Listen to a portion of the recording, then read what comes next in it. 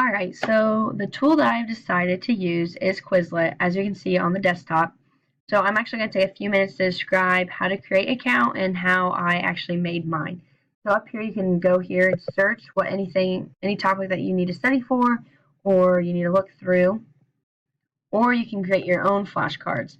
So I personally, as a student, I love creating my own Quizlet account or like group of flashcards because I can take what's on study guides and as you can see, so let's say I'm taking a test for Hort 101 class. And I can actually add in any Word, Excel, Google Docs that we've done within class. So that's really nice. And then also, so as I'm learning terms, if there's a diagram that goes with it, I can put the word here, the definition, and then over here I can add an image.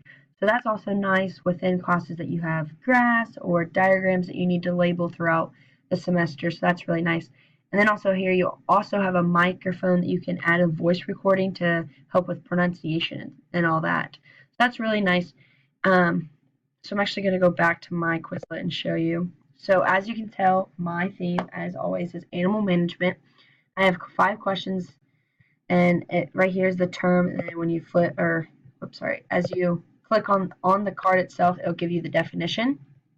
So you have all sorts of different ways to practice within Quizlet. So you have a matching game, a test that it will give you, a spelling, writing, all that.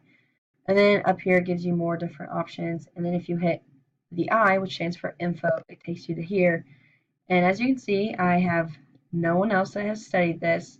And so if it did, you could just click on this and it would show you who it was to study your actual Quizlet.